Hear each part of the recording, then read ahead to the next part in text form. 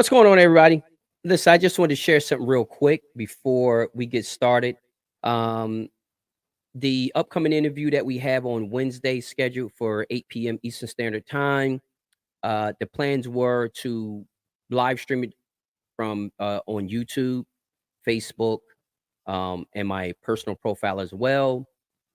Well, today I got a strike against my Facebook group, well, Facebook page, Journey to the Pit Facebook page, and also my personal profile. So I'm not 100% sure if the interview is going to be able to be live streamed to Facebook, but it will definitely be able to be live streamed uh, to YouTube. So if you are watching and okay, it looks like can't even watch this. Yeah, if you are watching um on Facebook, just know on Wednesday, if you cannot find it, the interview on Facebook on Wednesday, 8 p.m. Eastern Standard Time with Rick Hurst. If you can't find it, then come over to YouTube. I suggest anybody who wants to watch the interview to just go over to our Journey to the Pit YouTube channel, hit the subscribe button, hit the bell notification. But just know to come over Wednesday, 8 p.m. Eastern Standard Time to watch the interview there. So that's the thing about it. So I just had to put that out there because I know a lot of people are going to be looking for it to be live streamed on Facebook. It may be able to, I don't know. But today we got a strike. So they notified us that our account is restricted. That's twice in one day. So we don't know if we'll still be at a live stream to Facebook Wednesday. So if you can help us out by spreading the word, posting it, sharing this video, whatever the case is. But again, like I say, if you don't see us on Facebook on Wednesday, come over to YouTube. But to be honest, to play it safe, just come on over to YouTube and watch the interview from there. We got Rick Hurst coming on, which is going to be basically part two. Like this is second time coming on and interviewing with us. Um, his first interview was packed with information. It's some things that may have changed since then. One of the things we'll be talking about as well is all of this counterfeit medication that's flooding the market. So, again, he'll talk about the reasons why he sell the products that he sell, why he still work with the company that he has originally worked with for many, many years. So just to let y'all guys know, I think it'll be a great, great interview. He'll talk about the most common sicknesses, the common diseases, viruses, vaccinations, all that kind of stuff. Is a ton of great information, a ton of useful information. Um, I also would suggest, like, he runs us through his whole program. So from beginning to like I think 90 days or something like that. So definitely tune in. But what I wanted to create this interview. What's up, everybody that's chiming in? I wanted to do this live stream real quick because again, it's talking about kind of the same things. I had a conversation with a breeder from Chicago this morning and two conversations with people from other states yesterday, and we're still seeing these posts about these scammers. And I really wanted to talk about that. That's a topic I wanted to talk about because still to this point, it doesn't look like it's getting any better. I know initially everybody was relying on a platform to remove these scam pages, but like I explained before, the platform don't know if they're a scam or not. People can have the same names. They don't know. It's billions of people on this platform. There's no possible way they can verify, fact check. Just think about it like this. How about you had a hater out there that wanted to knock your page down and he reported your real page to the platform as a scam page or fake profile, and then you woke up in the morning and your profile was just taken down. The first thing that come out your mouth is, well, why would you just take it down like that, without asking any questions? So guys, let's just be realistic. What's up, everybody checking in? Let's just be realistic, guys. The platforms are not going to take responsibility. They're not going to do anything about these scam profiles. So we done went from over the last several months, we done went from scam profiles. Now we got scam medications, scam vitamins. It's like the scammers are coming at us from every angle, right? From every angle. Now, it hasn't always been like this. Look how long Facebook has been around. You know what I mean? Look how long vitamins and supplements being sold in this community. It hasn't, the things that we're doing or have been doing, we didn't just start. So we have to ask ourselves, why do we think, what is making these scammers think that they can get away with what they're getting away with? And I don't mean just their pages being removed, because they can remove a page and they'll just pop back up and start a new page. Some of these scammers have 4 and 5 different pages.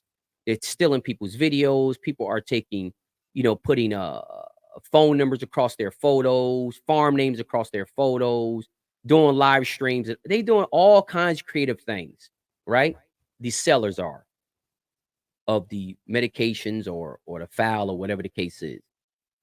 So, like the conversation that I was having, and I think this is a very valid question. And y'all guys, let me know what y'all think. Honestly, just let me know what y'all guys think. Does it come to a point to where, as a community, do we got to take some sense of responsibility of why this is happening? And what I mean by that is if we take some sense of responsibility, then that'll allow us to adjust. But if we think we have no control of the situation, we'll just, sit back and just allow it to happen and hope it don't happen to us. So ask yourself this question. All this time, we got a bunch of scam pages out there, bunch of fake vitamins and supplements and medications flying through the market. Why is that? Like, what is going on? You know what I mean? Tell me what y'all guys think. What is going on? I mean, I have my opinion of what I think is going on, but what is going on? Like, this is crazy. As long as I've been on these platforms, I have never seen so many fake profiles. I also have never seen so many people get scammed. You know what I mean? I've never seen so many people like fall for it. And I don't understand, like, what is it? And I'm not going to say the breeder's name, but one breeder put up there, and he put in his post that just that day alone, $10,000 were taken away from potential, what were taken away from his potential buyers. Obviously, they got scammed, but he showed screenshots. Screenshots. These scammers got away with $10,000 in one day off of one breeder's profile. Off of one breeder's profile. $10,000 off of one breeder's profile. I'm trying to figure out, as a collective group, as a community, what do you think is going on? Like, I'm trying to figure out, with all the videos that's being made, with all of this chatter on social media, how are these individuals still getting scammed? I mean, we should literally make the scammer jobs harder. And I have talked about this before. It's very simple. It's very simple. And I'll say it again. Before you purchase any fowl or any vitamins or anything from anybody, do a video verification. There's also some breeders out there that's recommending the same identical thing. So you're exactly right. They need to do their research. But this is the deal. If you do a video verification, you're sending money to the right person. You're sending money to the right person. But the video verification is not going to work if individuals are not doing it.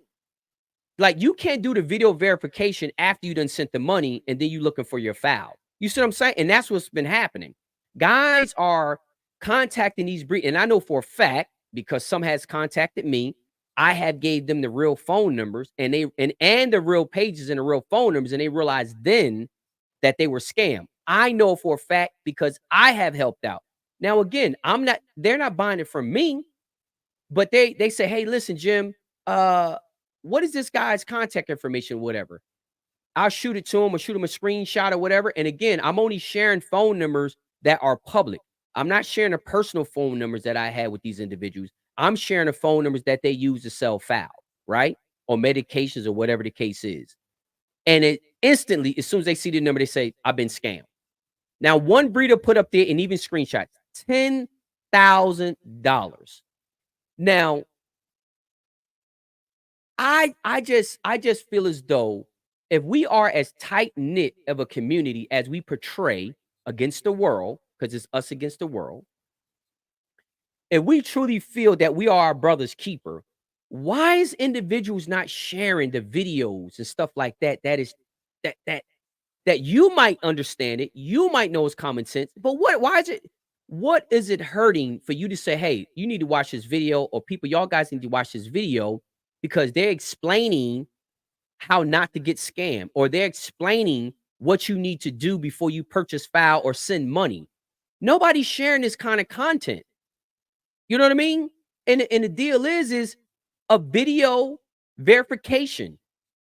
And I don't mean, when I mean by video verification, I don't mean call that particular person and then try to have a whole conversation with them about, the foul that you have in your yard, how long you've been in game foul, your whole history. I know this person.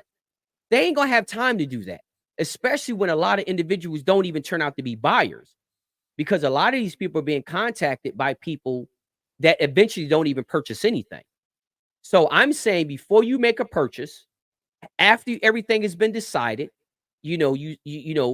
or some individuals are saying, "Hey, before I send you pictures and videos, you have to send a deposit." Well, in that instance, contact the person. Say, "Okay, that's cool. I'm fine with that. But let me video chat and make sure I'm talking to Fred, Harry, John, or Susan before I send you my deposit." To me, it's not that difficult. It's not that hard. But obviously, everybody's not getting a memo. Everybody's not getting a memo. And what I'm saying is we, as a tight-knit community, should be helping individuals get the memo. Aren't we our brother's keeper? I mean, don't we can only rely on ourselves. We only able to rely on our community. We don't really have no outside support. So don't you think it? I mean, I take a sense of response, and that's the reason why I make these videos. Not because I sell foul. I don't sell foul. I don't sell medications. I don't sell any of that stuff. But I'm making a video to try to help the individuals out there that are purchasing those things, to try to prevent them from getting ripped off, and from whoever's selling something, regardless of what it is, medicine, vitamins, supplies, foul, or whatever. I'm making also the video for them that hopefully they won't lose a potential customer. Because I believe that every person that get ripped off, that hurts the community. That hurts the sport. How many times can somebody afford to get ripped off? This sport can only stay alive if it's constantly refreshed. As people are falling out, we got to have people coming back in. That's how that, and that's with anything. I just ain't this sport, that's anything. That's even with companies. If people are not being new, if you don't have new hires coming in, and then you got people retiring, how long you think the company's going to be around? So I'm just saying, as a community, maybe we need to change our perspective and start to also look at ourselves and not just look at the behavior of what the scammers are doing.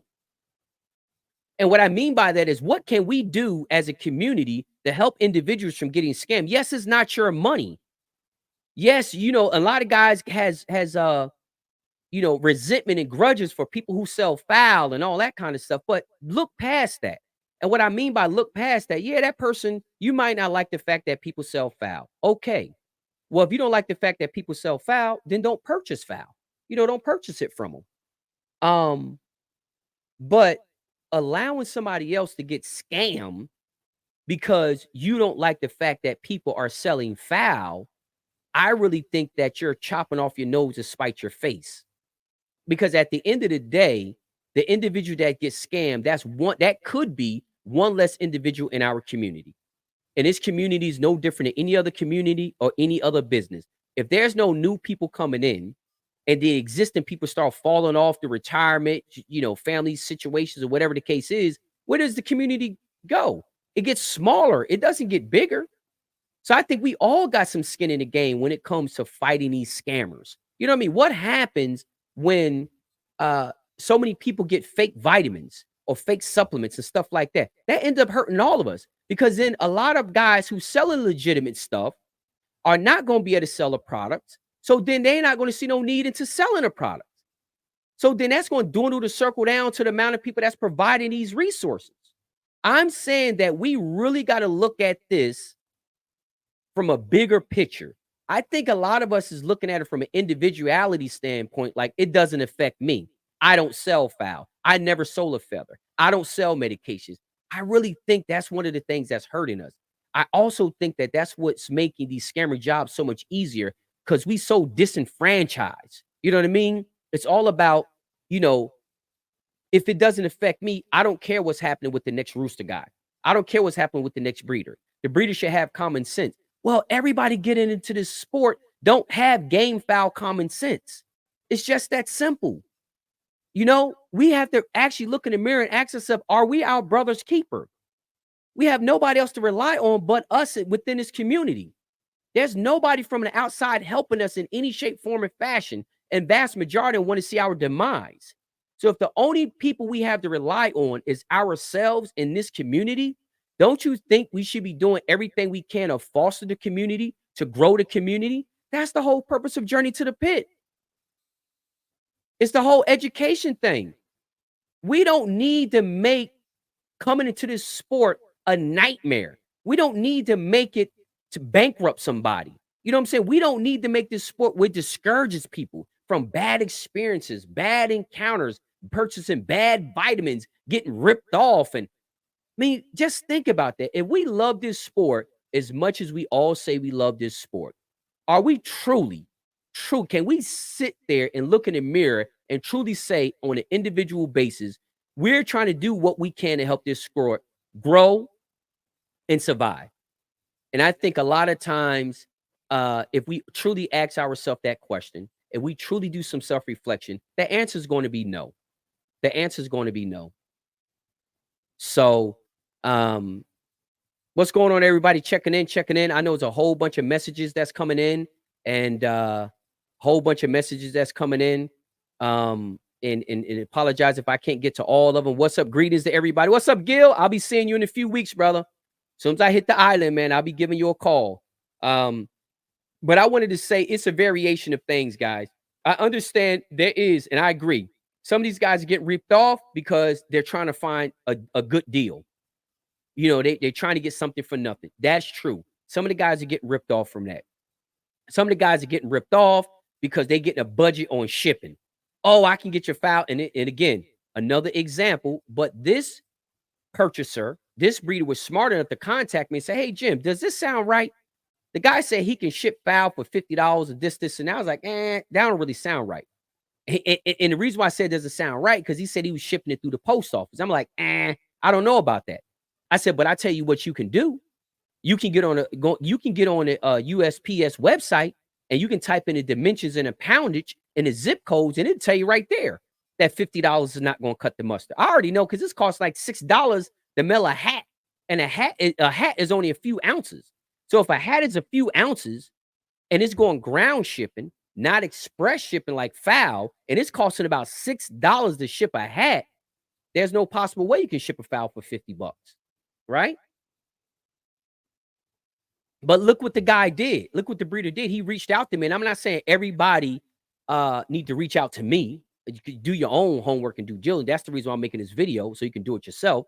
But again, couple things. Video chat.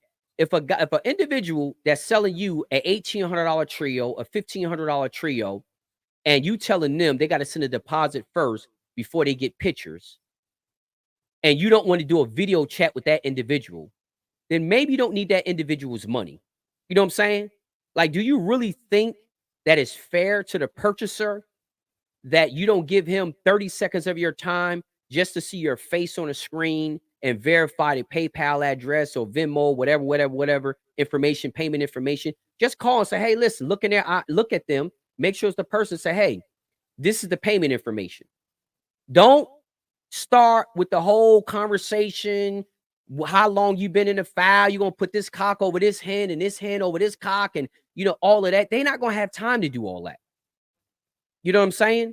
So, and it's already, and guys, if y'all want to know, already guys posting in the comment section what prices are on in the United States Postal Service. You know what I mean? Michael just put on there a 6-pound rooster with the box is $115 in the state of Georgia.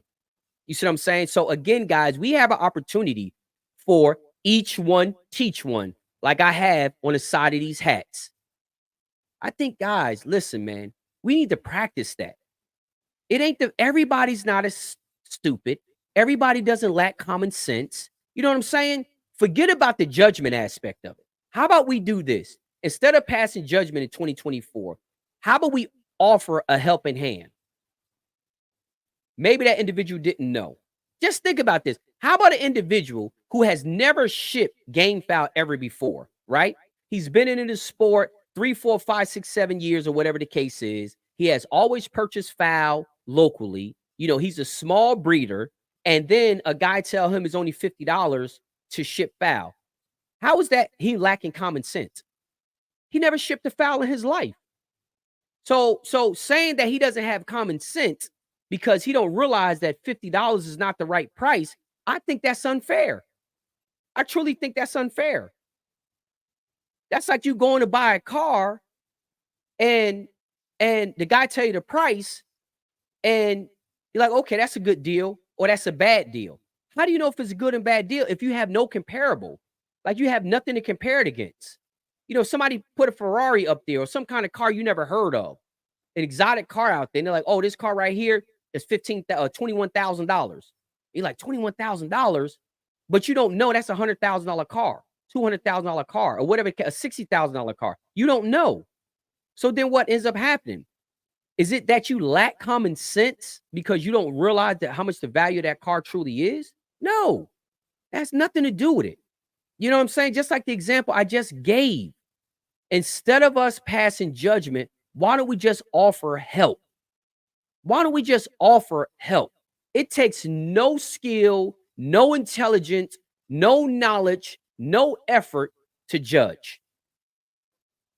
I'm just saying, I'm making this video not to pass judgment. I'm making this video to offer solutions. To offer solutions. But again, are we our brother's keeper? It just can't come out my mouth. Everybody, I mean, these videos are not getting many views. They're not getting, it's hundreds of thousands of breeders in this world, in this country, not in just in the world, in this country.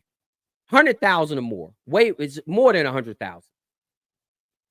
And if a video only get 2,000 views, 3,000 views, 5,000 views, only 5,000 people got the information. If it's only being shared 15 times, 20 times, but yet 280 likes on it, but it only got shared 30 times, just think about it. So I'm just saying, again, it does not cost you anything to offer some words of wisdom. Just putting that stuff out there. Again, repeating it. Y'all have to share the video. That's fine. But repeat it. Put it on your own post. You know what I mean? These individuals need to, because again, these scammers is hurting us as a whole. And we're not going to realize it until it starts to diminish a lot of the newcomers. And then the old ones start falling off. It's a lose-lose for everybody. Less people in the sport, there's less buyers, there's less competitors, there's less people to communicate with, there's less places to go. It hurts the sport as a whole. And I don't understand. And now it's people saying, well, I don't know why they don't get it. It's common sense. I don't get it. I don't get why we're not helping each other. To me, that's common sense. But obviously, there's a whole bunch of people out there that don't feel the same way. Like I said before, each one, teach one. That's why I put that on the side of the hat. We are our own brother's keeper. Nobody's coming to save us. We have to save ourselves.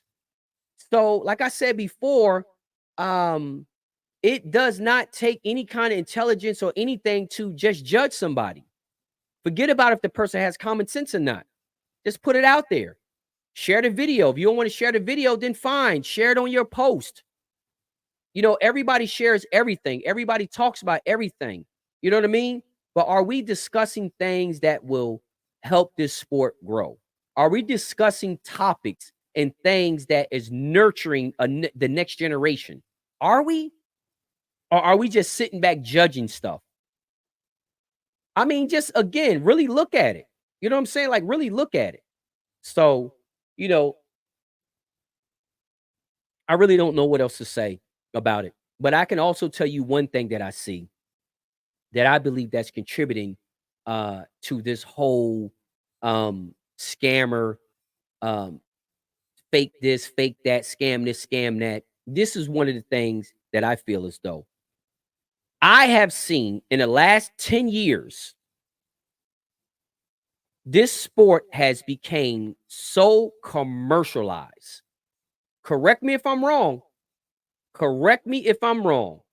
I'm just sharing with y'all guys what I feel that I have seen over the last 10 years, that this sport has become so commercialized. So, and this is the thing, what I'm saying commercialized. From the lowest level, I mean, not the lowest level, from the smallest level, from the smallest breeders on up, this sport has become so commercialized that we have truly gotten so far away of the core purpose of this sport. The core purpose of this sport wasn't to make money. The core purpose of this sport wasn't to make money. The core purpose of this sport was to be the best. That's what the core purpose of this sport is. I'm not saying that a lot of individuals in this sport that is still not the core purpose to them. But in general, overall, this sport has become so commercialized. So many people, and forgive me for saying everybody, but so many people in this sport is trying to find the next hustle, the next way to get a customer. You know what I'm saying? Just think about this. I used to say before that I thought it was kind of bad that a lot of individuals didn't give people access to their blood. I felt as though it hurted the community. And the reason why I felt as though it hurted the community, because if the blood is not being spread out, and many breeders are not having an opportunity to get good genetics and replicate those genetics, then it hurts the sport overall, right? And I still feel like that to this day. But what I'm seeing is instead of people capitalizing on getting good genetics and trying to improve the breed, people are really just trying to gain access to good genetics just to resell the genetics. And I'm not passing judgment on that. But you got to look at it, when more and more people get to do that, do you think that diminishes the sport, or do you think that improves? I mean, please let me know in the comment section what your honest thoughts are, because this is just my views. I'm not saying this is how it is. I'm not saying this is how it is. I'm not passing judgment. I'm just giving you an analytical aspect of what I've been seeing. It wasn't like this in 2012 or 2011. It wasn't like this. But it seemed like it's and maybe it's because it's my news feed, but my news feed is flooded with somebody trying to make money in some type of way off of this sport. Please, guys, do not hesitate. Correct me if I am wrong. And I don't, it's, you know what? It's not even if I'm right or wrong. Please share with me in the comment section what your views are. Have you seen a difference overall in the commercialization of this sport over the last 10 years? Scott is saying the best birds out there aren't advertised on social media. They sell themselves. That's Scott. That's a very, very good point. Um, that's a very good point. So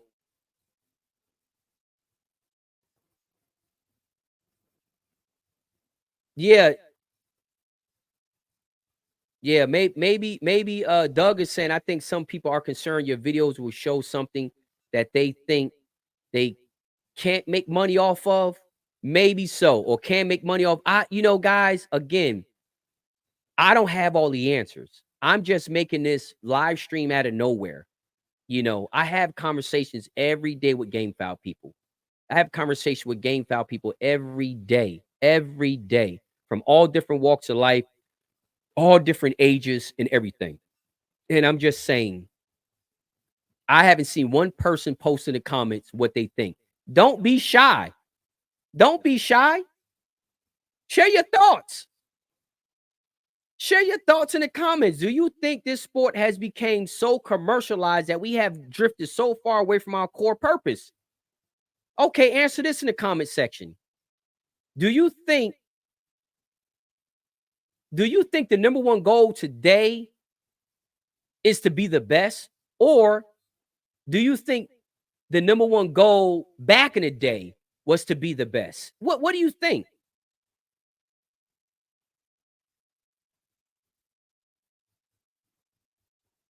Okay. So Ferdy said that since Cockin has exploded, In the Philippines and Mexico, yes, breeders in the US are definitely more commercialized. Yes. Yes. And I think, Ferdy, with that, I think a lot of those breeders already commercialized. I think they just grew bigger.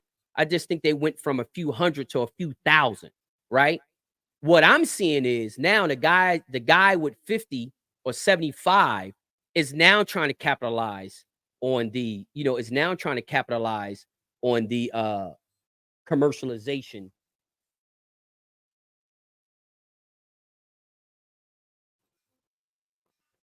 Let me know if y'all guys can hear me. Yeah, so I believe definitely 100% that that there is definitely a shift to commercialization. Let me read some of these comments. Um Chase said social media gives everyone a platform now. Uh-oh, hold on. Let me put this on the screen. Okay, I'm gonna put the comments on the screen, guys, so we can all interact with these comments. And I know they're coming in, they're coming in, they're coming. Okay, so Chase said, social media gives everyone a platform now to try to be seen and heard. I think some people want to do things the right way and make money on business. Most people just want to hustle though and making money any way possible, right or wrong. Chase, I agree with you 100%, and that's exactly kind of what I'm kind of tilting to. Just like Ferdy said that since the explosion of the industry in Mexico and the Philippines, a lot of breeders have became more commercialized. I agree with that, but I also agree that a lot of them was already commercialized. They just got bigger operations. Um, and now you got smaller guys who's trying to capitalize on what they're learning and seeing from the bigger guys. Because, like Chase said, social media has given everybody a platform. Everybody. Um, okay. So Jerry was saying, okay, let's look at what Jerry is saying. Jerry is saying there are those that love the sport still, but very few that understand the sport. And then there are those that sell the sport and buy the sport. I agree. Now that right there, I agree. I believe that is a lot of people out here still love this sport.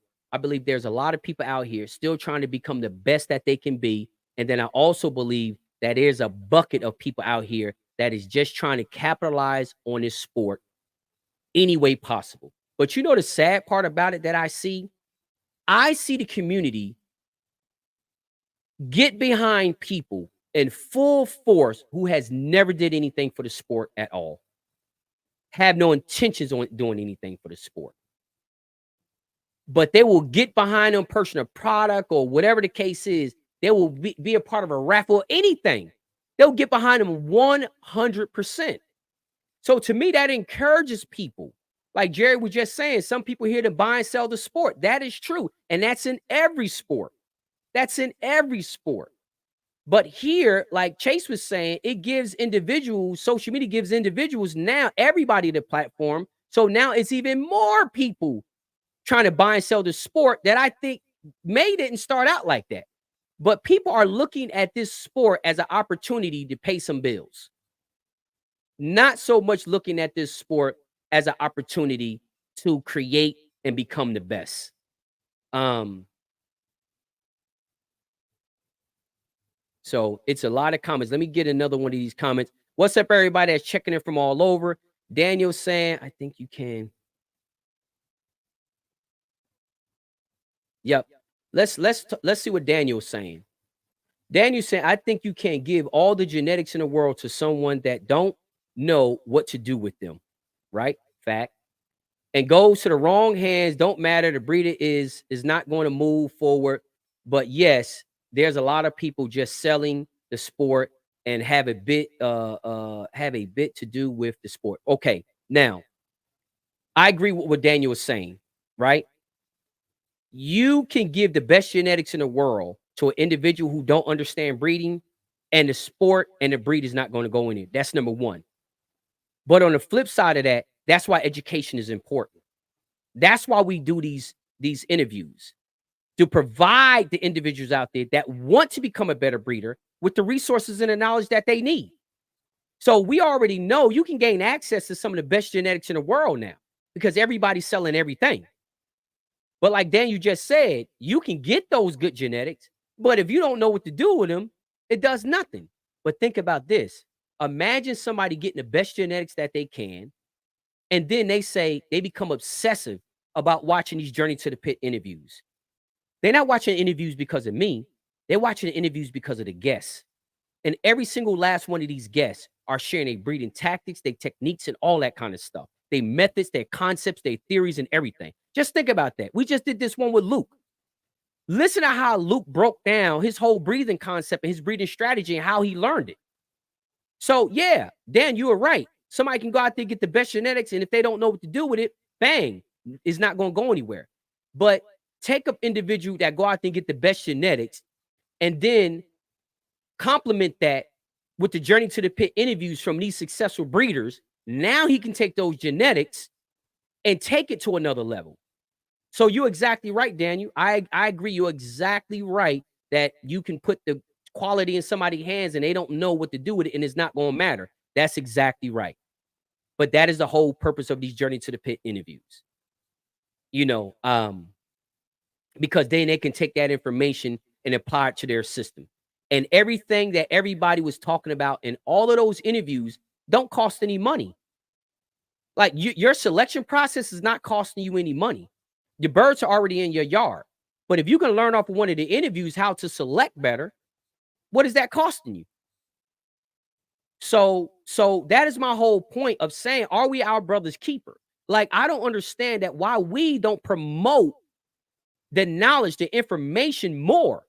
Like, we'll have, I think Luke interviewed the first day on my profile. I think he got like 2,000 views, 2,300 views, right? But it only had about 50 shares. You know what I'm saying? It had about 50 shares. Why? I don't understand that. What is it costing you to hit the share button? Because it may be somebody on your friends list that can you might not be able to use that information, but maybe it's somebody on your friends list that can use that information. I don't understand why we have no desire to educate. I give you a prime example. Guys were tagging me on Instagram for a raffle. So I put in the comment section, why are people tagging me for a raffle?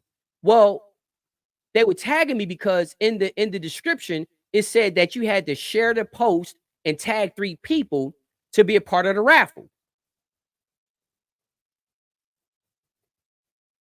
I'm just trying to figure out, why did they tag me? Because they're trying to get into the raffle, right? Why don't they tag one of their friends? Why did they tag me? Go tag one of your friends in it. You ain't got to tag me. Now, my whole feed, my message thing is filled up with everybody who posts a comment. And I can't delete it because I didn't post a comment. You know what I mean? So again, if it's something in it for us, it seems like we don't have no problem sharing. If it's something that we, if it's something negative, we don't have no problem sharing it. So what I'm saying is, if we are our brother's keeper, what are we doing to elevate this sport? I know what I'm doing. But can we all look in the mirror and say that we're doing something to legitimately try to elevate this sport? So, like I said, guys, it's literally mind-boggling to me that we in an era right now that there is scammers out there making more money than some breeders. And we're not trying to spread the word enough to say, hey, before you send that money, do a video chat verification. We don't even want to post that. We don't even want to post that. So I don't really know what the answer is. I don't have the answer, but I'm just trying to do my part. It's some more Nathan said, this is a good one too. That's actually another topic that I want to talk about. There's a difference between a rooster man and a chicken grower. I agree. I completely agree. And I don't want to seem like I'm demonizing making money out of the sport. I'm not. No ifs, ands, or buts. I'm a true believer that the chicken should pay for their self.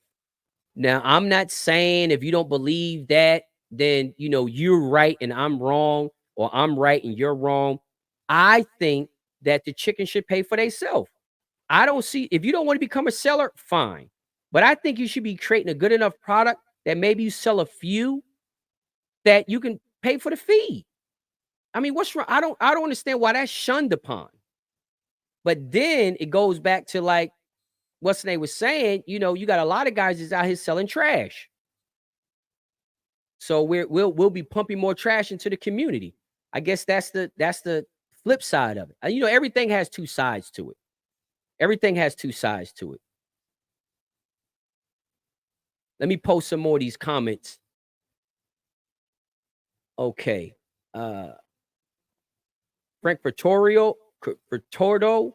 Okay, back in the day, a lot of the old timers would not sell any of their birds, especially if they were winning. I feel that now we have more open windows to better birds. And yes, most only sell for money, good fowl or bad fowl. Yeah, well, this is what I say. What he's saying is true, and I think we all know it. Back in the day, you couldn't get good fowl; it was hard. Um, Today, the doors are wide open. You can get foul very, very easily from all different people. I don't believe everybody just sells junk. Well, put it this way. I don't believe, well, one thing I know, everybody doesn't sell junk. That's number one. I know that. Why do I know that? Because there's a lot of people that sell foul and you never see them advertised, but they sell out every year. So what does that tell me? He's selling foul to clients, not customers, right? A lot of these people out here are surviving on customers. They're not surviving on clients. So, and I say that, and because again, I know somebody who sell well over 1,000 birds a season, and they do no advertising. You got to think about that. You know what I'm saying? You got to think. It's hard to convince me to believe a individual who does little to no advertisement sell 1,000 fowl and they're selling junk. That's hard. That's almost like saying, since Lamborghini don't do no commercials, which they don't, they sell junk. They don't need to do no commercials. Lamborghini, Rolls Royce, they don't need to do any commercials. They can sell more cars than they can produce.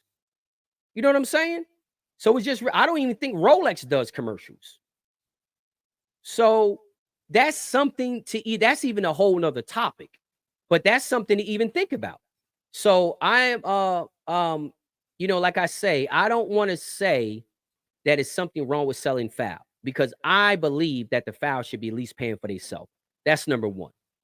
Number two is everybody's in a sport for a different reason. Some want to be feeders, some want to be breeders, some want to be handlers, some want to be hobbyists. There's nothing wrong with any of them. One is no better than the other. It's all about what you want to do. But when anything falls out of balance, and it's based on the laws of nature, it's going to self-destruct. Anything out of balance is going to self-destruct. Put an unbalanced tire on your car and watch how long it's going to take to throw your wheel alignment out. Think about that. Put an unbalanced tire on the front of your car.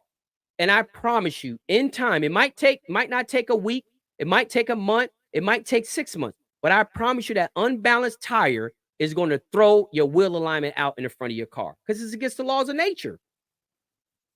Nature is perfect. Humans are the only ones think they're smarter than nature. Balance is the thing that has had nature here before humans and will have nature here after humans. Have nature here before the dinosaurs, and nature's been here after the dinosaurs. The earth ain't going nowhere. And the earth survives because of the laws of nature. So I'm just putting that out there, guys. We need to, as a whole, try to do our part. When you see a good video, regardless if it's from me or somebody else, I don't understand why you don't share it. Even if you don't share it through your page for whatever reason, might be a job or whatever the case is, you can't show that stuff. I understand. I'm not here to judge. Share through Messenger. You know what I mean? Share when you're out and about. These scammers are hurting us as a whole. You know what I mean? These scammers are hurting us as a whole. I thought, this is the thing that, like I say, That's just some of the behaviors that we're doing is just very confusing to me. Many people say, "Hey, you get out of this sport what you put into it." Well, if that's the case, why is so many people who's not giving nothing to this sport is gaining so much from it? Doug, you're exactly right. Just think about that. We always telling these youngins and everybody else, "Oh, you getting it, get out the sport what you put into it." So why is it so many people getting stuff out of this sport that never gave nothing to it, that is not getting anything to it, has just turned it into a hustle? Why are we supporting people like that? That's how scammers are able to get away with what they're able to get away with. That's what I'm talking about. Scammers are not giving anything to the sport.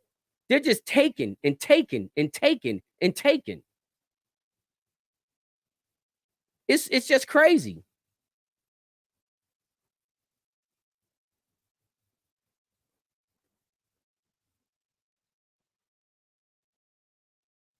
Okay. So it's a great one. Here from Ace. Ace said that maybe it's because of our current situation in America and this industry is shut down. The game fowl breeders love their birds too much to just quit. Maybe it's their way of staying a part of the sport.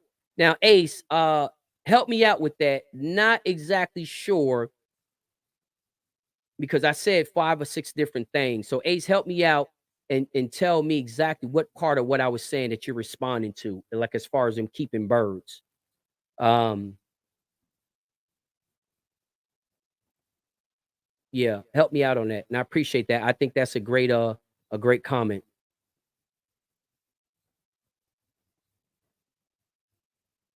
Okay, Daniel posted up and Chase, I mean Ace, uh respond to that question whenever you get a chance.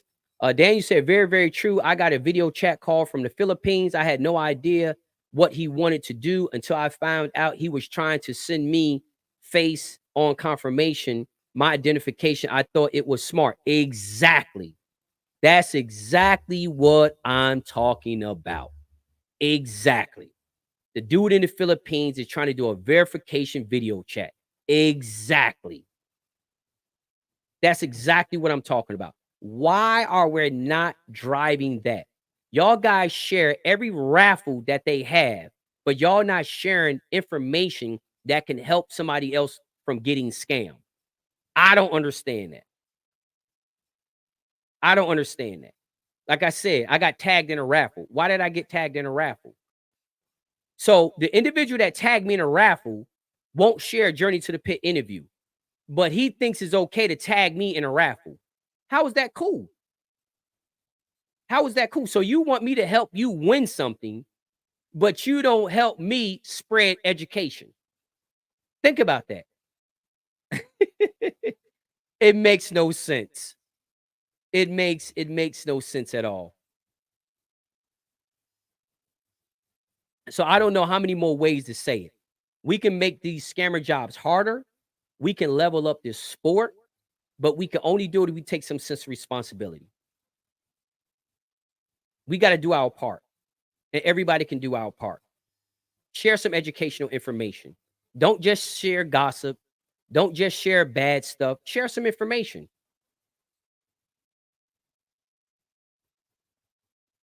Right. Larry said this, and again, we all know the answer. What I would like to know is when I get off of here, all these people watching, I would like to see how many times this video is going to be shared. Because all y'all guys in the comment section, y'all already know the answer. Y'all know the answer. Like Larry just said, guys are not calling on the phone and clarifying the voice either. Exactly. If somebody's asking for $1,800 from you, I mean, put it this way: how much stuff are y'all guys buying that costs 1,800 and y'all not doing some type of fact check? Think about that. Think about that.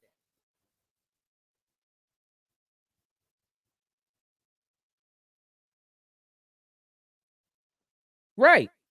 Frank, you're exactly right. And that's the whole thing about it. It is so much great foul out here. And I don't know if the reason why people are not sharing information is because they don't like the fact that people are selling.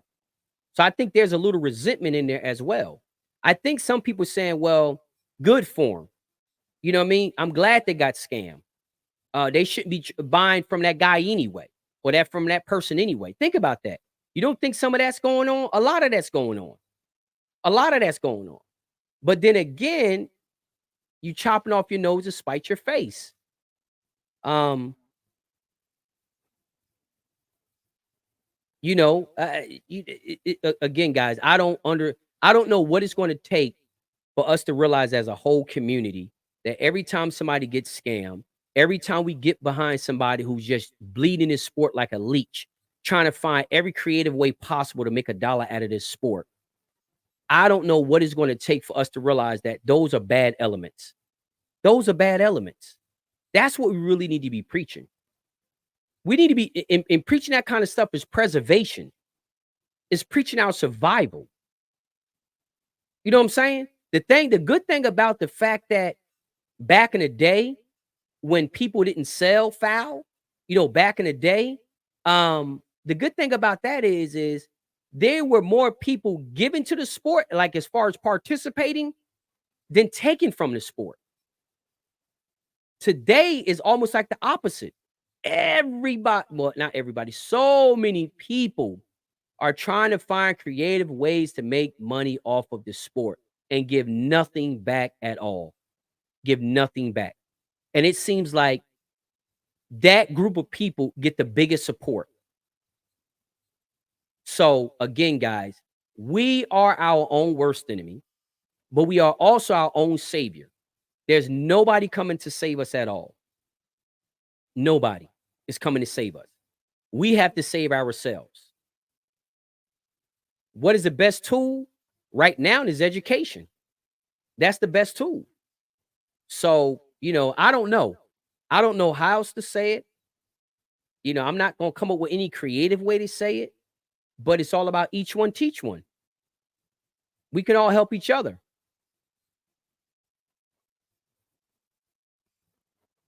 Yeah.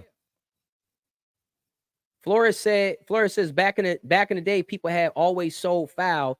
Even back in the day, they have always sold foul. Foul has always been sold. Foul will always be sold. But we're not talking about that because you're exactly right. That's going to go on and on and on, and it should go on. I encourage it to go on. I don't think people should hoard the best blood. I think you should let that blood out there because that allow that family to grow. Imagine if all of these famous breeders from back in the day, McGinnis and all these guys, they just euthanized, called all they foul when they passed away because they didn't want anybody else to get it. What do you think the sport will be today? So I believe we should all be trying to share, trying to elevate the sport. But we got to elevate the sport through education. We got to be our own brother's keeper. We got to look out for other guys. Even if you don't agree with him buying foul from a breeder, so what? Let him know, hey, listen, I don't buy foul, but if you are going to buy foul, you probably need to be a video chat verification so you don't get ripped off. That's it. What's wrong with that? So, um,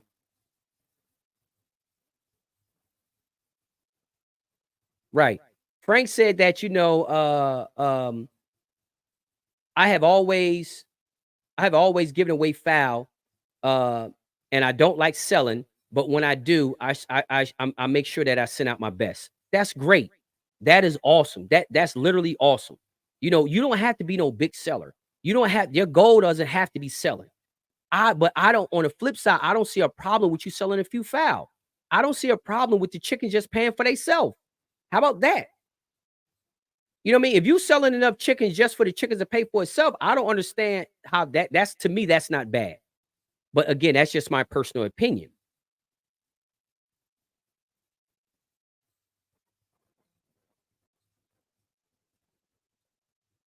Yeah. Here's Nathan. This is something I also agree to on 2 points that Nathan made.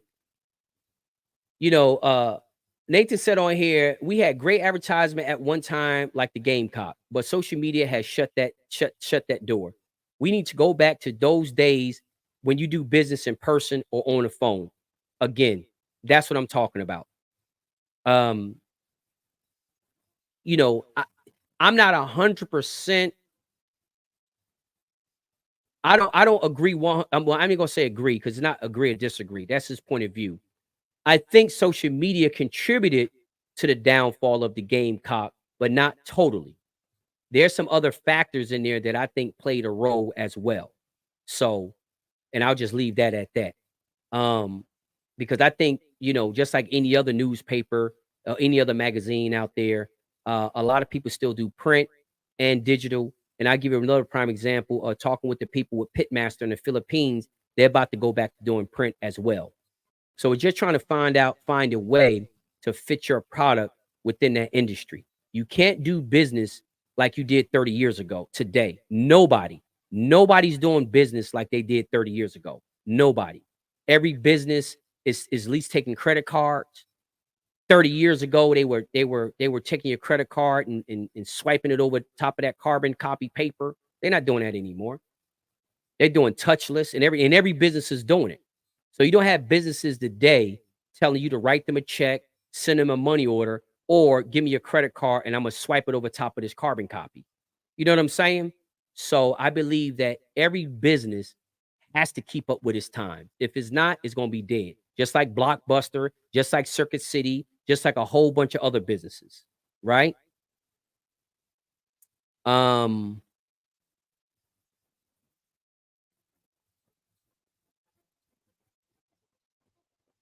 Warren say we should buy the Gamecock. From what I hear and from my resources of trying to reach out, and this come from Bucky Harless. He said that the Gamecock, the owners of Gamecock, had no interest in selling the name, and I think that goes along with Grit and Steel as well. I think the guy who owned Grit and Steel, I don't think, from what I hear, my feedback, he has no interest in selling it either. I'm not 100% sure. I have not talked to those individuals. I don't know how to talk to those individuals directly, but Bucky said that the owner of Gamecock had no interest in selling it. I think that will be great. I think stuff like that, Grit and Steel, Gamecock. I don't know what went on behind the scenes. I can't speak to that, but I think losing those two magazines was a loss. Um, I believe social media could have played a role in it make it more difficult, but I don't know if it's more difficult. I just think social media played a role where they just had to change how they did things. And that's just something from talking with individuals in the Philippines with the program that they're doing. You know what I mean? They just got to make adjustments. The digital aspect of they got digital aspect of the magazine, and they're going to have print. There's another magazine that's called Poetry Exhibition. That's a digital and a print. So it's hard for me to say that a magazine can't survive. It can survive. I'm not saying that you'll sell 10,000 copies, but maybe you will. And the reason why I say that is because there's other magazines in this digital era that has a digital presence and a print magazine presence, and their print magazine is 36,000 issues a month. 36,000 issues a month. So it can survive for sure. It can survive. But to me, my personal opinion, um, my personal opinion, I don't think social media can ever replace magazines from a sentimental standpoint. Like you can lose these social media posts, but when you get these magazines, and I'm a supporter of Gamecock. Like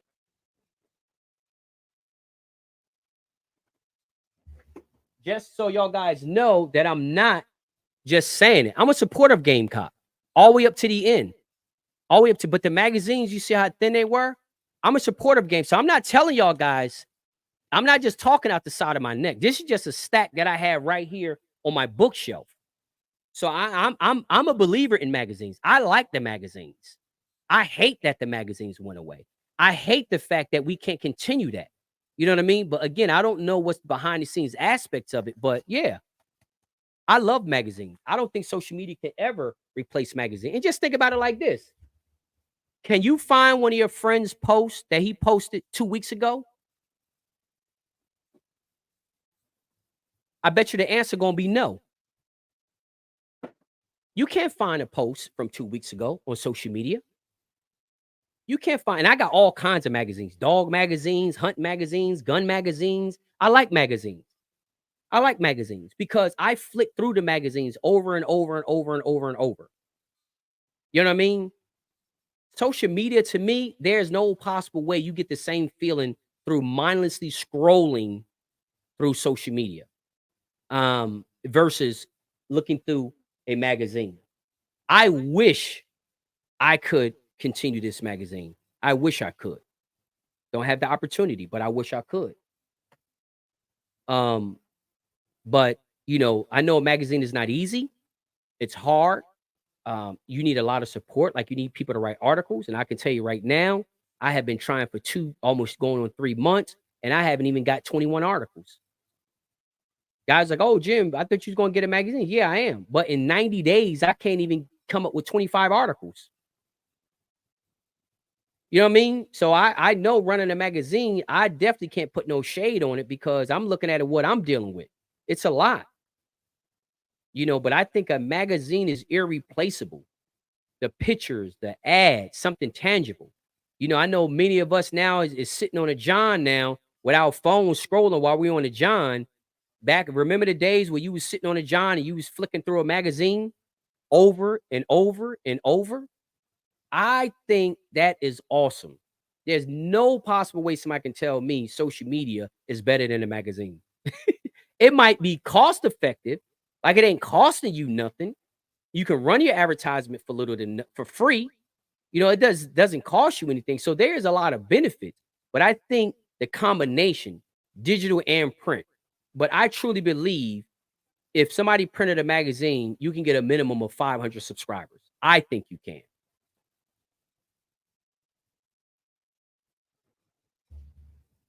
You know what I mean? I think you can. Um, so let's read some more of these comments. Nathan, I hope Joe Mack do restart the magazine. Um, that would be great. And not just because I think the reprints would be awesome. The reprints would be awesome. And new stuff would be awesome. Yep. I'm a true believer in a magazine. Um,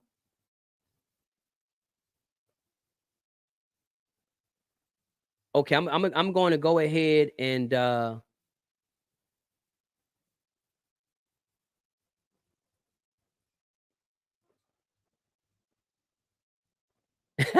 no, let me see. Brian got it. I mean, Brian, you may have a point here, buddy Roll. Uh, because again, our behavior as humans have changed.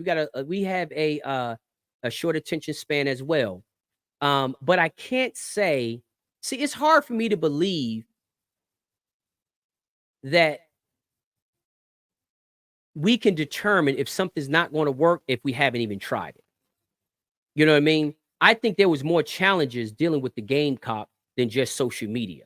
And for whatever reason, they had other things, other challenges. And I'm just sharing basically from what I have seen posted. Again, I just showed you my stack. So I'm not talking out the side of my neck. I was one of the ones that sent the money order in with my information on a piece of paper. So I'm not talking off of something that I read. I did it all the way to the end. But yeah, I think, with the newcomers, I believe a lot of them will support a magazine. I really think they do. I really think they will, because this is the thing. You can't miss something you never had. You can't. You can't miss something that you never had. So if you came into an era and you really wasn't getting the magazines, it's hard to miss a magazine that you never really had. But I believe once you get them in your hands and you get to sit down and read the articles and look at the pictures and even run your ads or stuff like that, it create a lot of value. And I'll tell you why it create a lot of value. Journey to the Pit create a lot of value and make a lot of money for a lot of people. So with me, I am a believer that a magazine will work. Would it work in a traditional standpoint or method that it did back in the day? I don't think so, because I think everything shifted. I think you would have to make it easy to pay for it, easy to sign up, easy to renew, and the articles need to be good, and that's it. Because if the articles is good, it's easy to sign up and it's easy to renew. People are not going to have a problem advertising. I would love, Brian, I would love to bring back the Grit and Steel. But I think somebody in the comment section said that Joe Mack had thought about bringing it back. I think I would love for the Gamecock to come back. I would love for the Gamecock to come back. I'm just a believer that magazines work. I see the value in magazines. I just truly do. I see the value in magazines. It's nothing like sitting down there on a John or at your job. And I understand that we got the podcast and we got all that stuff. But if you're sitting there, and I know, yeah, well, you go to the doctor's office, everybody's scrolling on their phone. You know why? Because what other options do they have? People are scrolling on their phone because they ain't no other options. Think about it. If there's no magazines, if there's no game file magazines, then what other options do you have? You know what I'm saying? So I think, again, from being in business and doing business coaching, I look at things from a different perspective. The magazine can't be ran on passion. It has to be ran as a business. So that means that you have to do certain things to keep your business alive as far as, again, make it very easy to sign up, make it very easy to renew, make it easy for people to submit articles and pictures. You know what I'm saying? That's just my thought. That's just my thought. But the digital aspect is easier. Um, it's less obstacles to deal with, but it's just hard for me to, it's hard for me, put it this way. Digital is almost like a microwavable dinner. You got fast food and you got real food. You know what I'm saying? I don't know too many people who would take fast food over a really good home cooked meal. Now, do people in America eat more fast food than they eat home cooked meals? Yeah, that's probably right.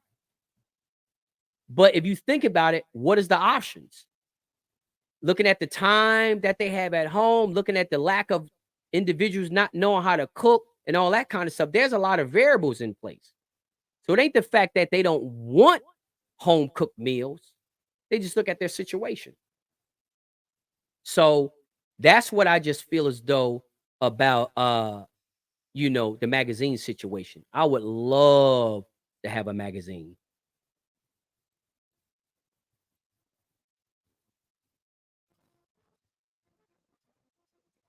Michael Waters. Oh, Michael Waters said if I did a hat contest on who shared this, I have a bunch of shares. Yeah, well, that's something I'm definitely open to. I don't know if people will want the hat. I don't think people are into these hats as much as people think. But we created for meeting. But yeah, so Doug, uh, maybe the reason why you can only see some comments is because the video is being streamed to YouTube, my personal profile, and also the Journey to the Pit page. So you might only be seeing the comments on the platform that you're watching it on. That's the reason why. Yes. Um, See, that's what Warren is saying. Warren is saying he'll definitely subscribe to any magazine. Guys, I would too. That's the reason why I would subscribe to the Gamecock all the way to the end. I'll subscribe to a magazine all day, every day. And it ain't gotta be cheap. Like the individuals running these magazines, yeah, the magazine was 30 some dollars. That's fine. But what is that? I mean, you go to a Burger King and you buy two number ones, that's almost 30 bucks. Two Whopper meals with cheeses, that's large, that's about almost $30. So if somebody gonna send you a magazine, you can't. I mean, it's hard to make a magazine and charge somebody $30 for the whole entire year. I subscribe to this drag racing magazine, and I think the drag racing magazine is like $69 a year. You know what I mean? I didn't have a problem paying it because I know they can't produce that magazine. You know what I'm saying? That magazine for $30 when they don't have 200 subscribers and then charging advertisers $3,000 a page. They don't have that in that drag racing magazine. So of course it's going to cost them more to be able to print and ship this magazine because the subscription is just eating up the cost of production and shipping. and envelopes and all that kind of stuff. There's a lot that goes into it. And paying $60, $70 a year for a subscription, that is not much. And guys who can say, oh, well, there's other subscriptions out there that's cheaper. But look how big of the companies that you're subscribing to. You can't look at some of these big magazines and say, oh, they was able to charge $30 a year, like a big hunting magazine, you know, um, Trial and Field or something like that, or Car and Driver magazine, car magazine. Yeah, they're able to charge that $5 because they're making $2 million off of advertisement. So their money is not made in subscriptions. You know what I'm saying? Their money is made through advertisement. But you ain't gonna get too many people in the game file community that's gonna pay you $3,000 a page. You know what I mean? They're gonna be trying to get a whole page for a few $100s. So the money has to come from somewhere, right? The money has to come from somewhere. But I believe it's at least 500 individuals out there that will purchase a magazine. I'm just a true believer of that. I believe 500 people out there will subscribe to a magazine. Um, and that's why I wanted to get started. I talked with some guys and he's like, well, how many people think it's subscribed? I said, I think at least 500. I believe 500 people subscribe to a magazine. I do. Um, the biggest thing is get into articles, get into content, because a magazine can't be filled of one individual's opinion. You know what I mean? It can't be filled of just one individual's opinion. It has to be a variety of opinions on different types of topics. The same thing we do over here with Journey to the Pit. So it's just something to think about, guys. There's a lot there's a lot that we can do in this community to level it up. I just don't think that we're doing it. And then the most creative people are doing nothing but taking from it. And the ones that's not creative that want to support it is just participating in the sport. Yeah, I don't know. Just let me know what y'all guys think. Am I wrong?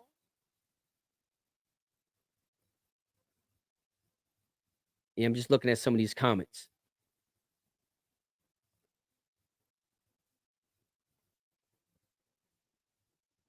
Yeah.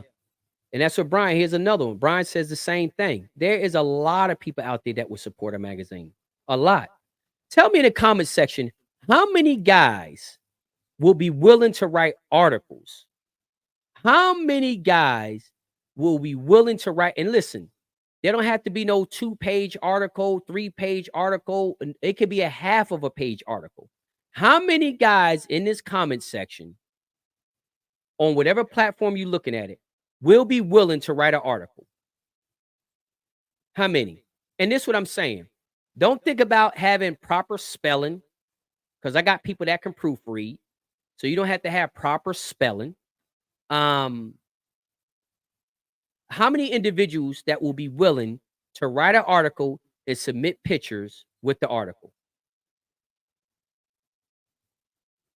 Chase, send me a message. Ryan, that's fine. If you want to write an article, that's fine. If you can support it, that's even better. That's even better. Scott, send me a message. Send me a message. Yep. Everybody on here that is willing to write an article, send me a message. Post it in the comment section. I'll also go in the comment section and I will we need to Nathan, you're exactly right. Look what Nathan said. He said print is an investment for the future that can't be erased. That's exactly right, man. You cannot store away social media posts. You can't even find them. So I don't see how a person think a magazine doesn't have value.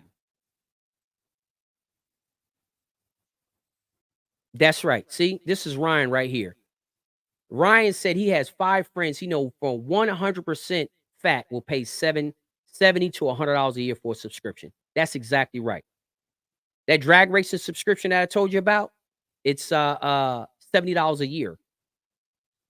$70 a year. And then they have other stuff you can buy, but it's $70 a year. And it comes out every other month. It's only 6 issues a year, $70 a year.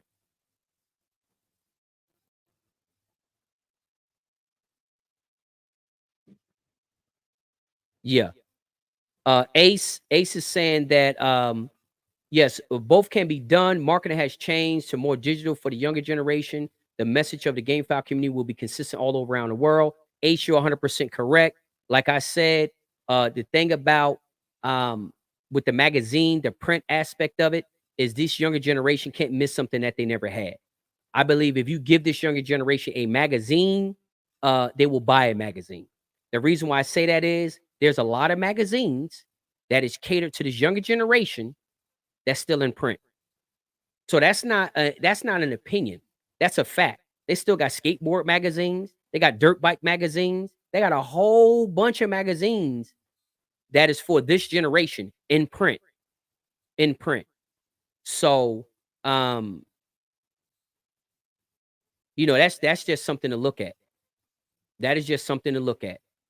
Again, the thing with print, when somebody prints something, unlike social media, when they say something, it's out there.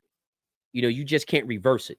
Y'all guys, y'all got to understand too that turning everything digital benefit a small group of people, and that's the people that can control it. You know what I mean? If you really, really think about it, they can control a narrative instantly. They can put up a post and then they can edit the post. They said one thing and then they change it the next second. They can just change it. And that's just not in our community. That's anything on social media. Anything. People getting accounts hacked and all that kind of. How can you hack a magazine? How can you hack a magazine? You can't. Right. Doug is saying in the magazine that we can allow people to decide what topics they need to cover and who they want. Yeah, exactly. I mean, that's the thing. The same thing like we doing with Journey to the Pit. It's the same identical thing. And for the guys that's saying, "Oh, guys don't want a magazine because the sport's illegal."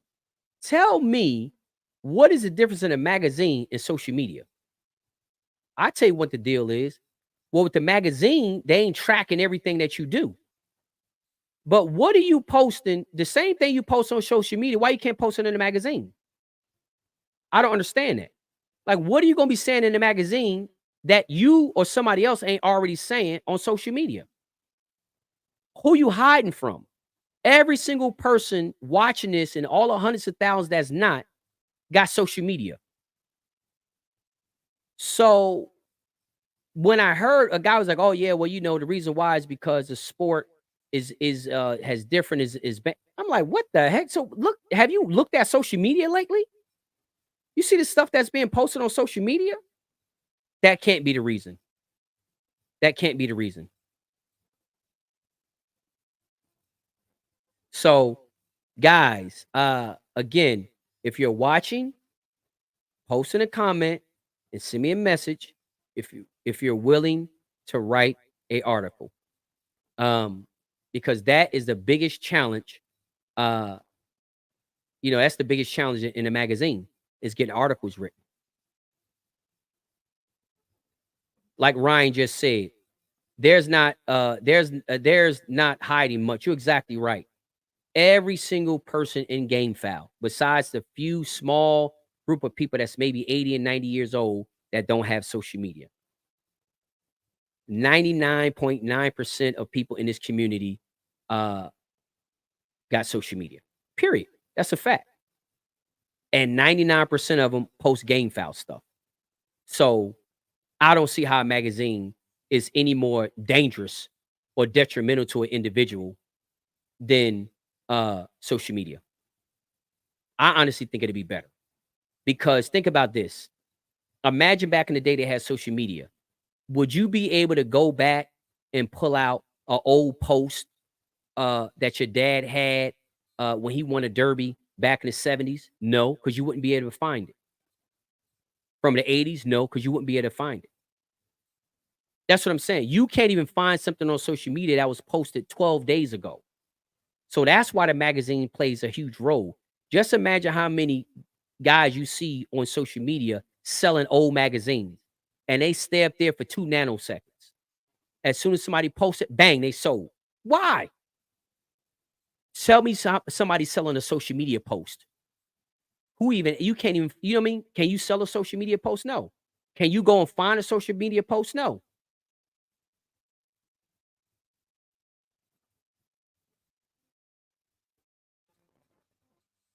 Yep. Let me let me post Ace. Ace got some good comments over there on YouTube. So Ace said 100% agree. I still read my dad's Gamecock and Feathered Warrior magazine. All I am saying is the magazines can be a digital as well. Ace, you 100%. Digital and print, both. Digital and print, both. Yes.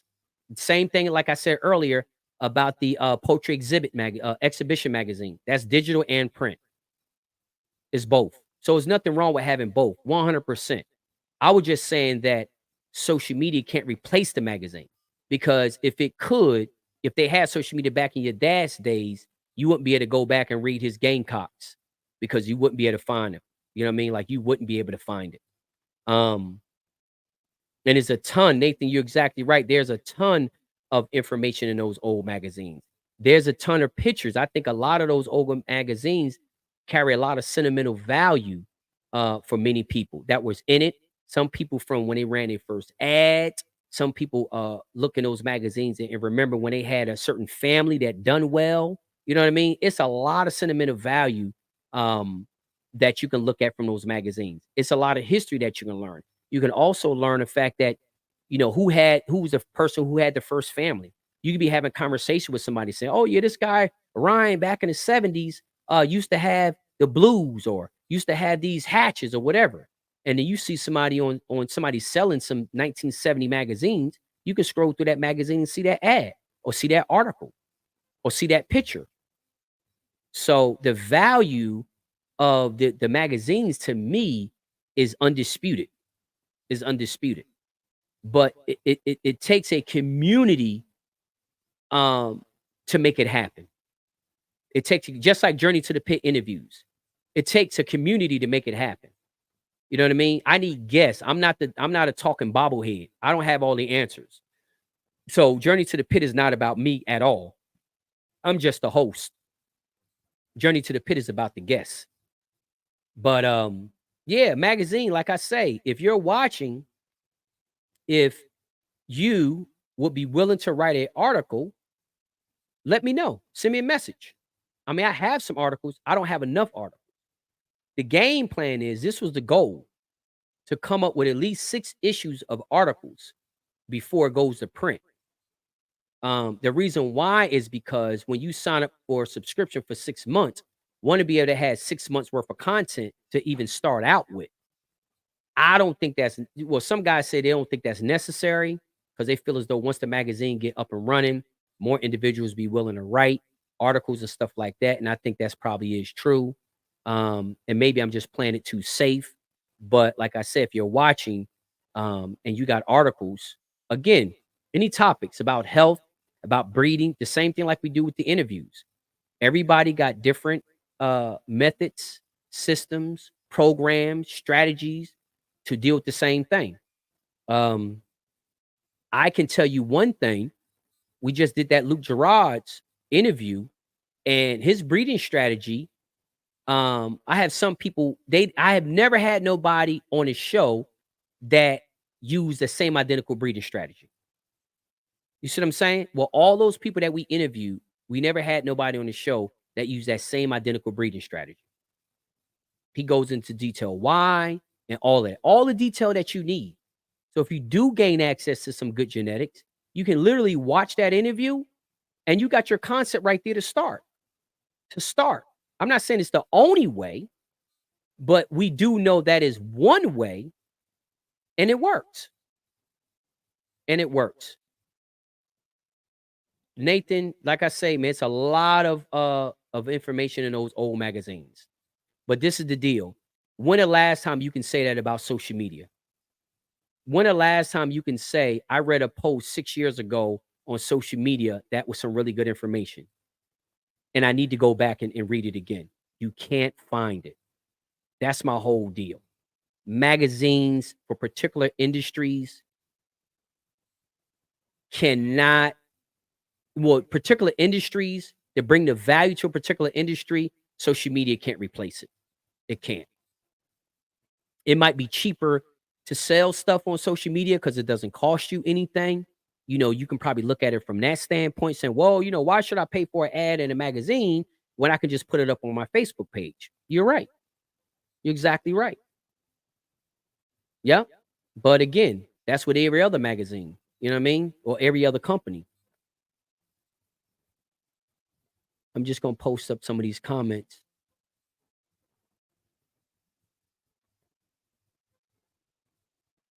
Let's see here. Kelly, the articles don't have to be long. They could be a half a page long. Uh, they can be 3 pages long. Um, what we don't want is just articles bragging about like bragging about yourself. You know what I'm saying? Like we don't want to print an article bragging about how good you are. You know what I mean? Because I'm just not really seeing what somebody going to get, how somebody going to get benefit out of that. Like you write a whole article about how good you are, my round heads of this, and their word beaters and all that. I don't think too many people gonna want to read that article. You know what I mean? That's almost like an advertisement piece. But the articles don't have to be long. They can be a half a page long, or they can be 5 pages long. But like I say, get at me, send me a message because I'm still collecting these articles to see if we can make this happen. Um,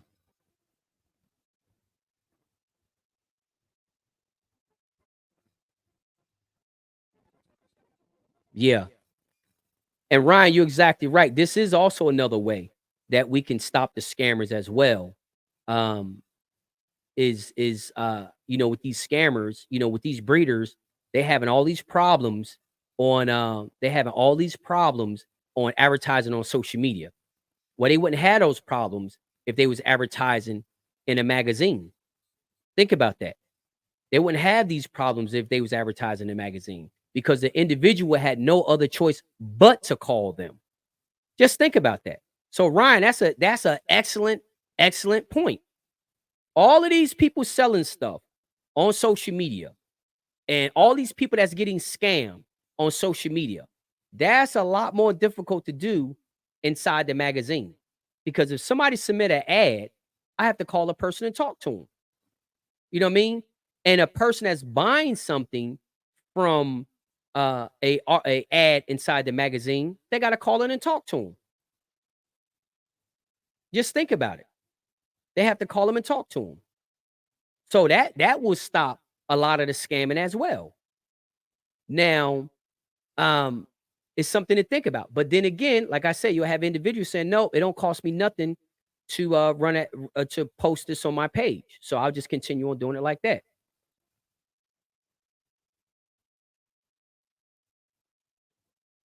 Yes. And Ace, what I basically would like to do with the magazine is I would like to have 3 features. I would like to feature a next generation breeder. I would like to feature a woman in the sport. And I would like to feature like a male breeder. So we can have 3 features in there. So that'd be 3 features, 3 people to feature in the magazine.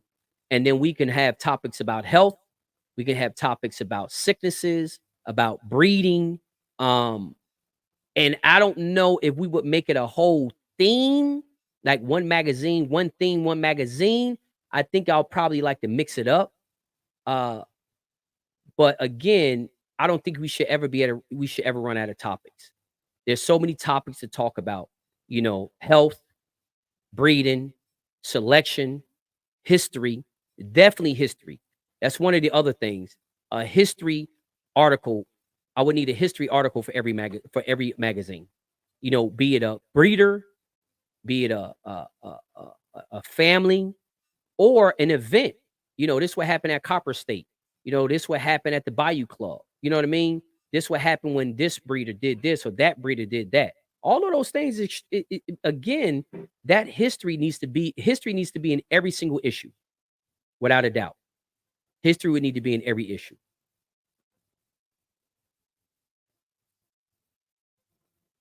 Yeah,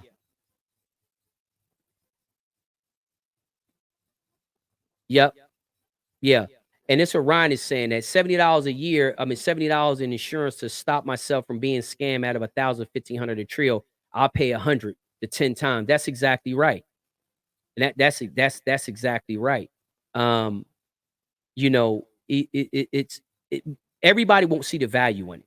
I think a lot of people will, but everybody won't see the value in it. Just like I think one of the guys posted under the post when I put about the scammer that some guys would message him about purchasing some foul, and then they found a scammer that was selling it to him a little bit cheaper. They went to try to buy it from the scammer and then find out that they got scammed because they were trying to get it a little cheaper. You always gonna have people like that.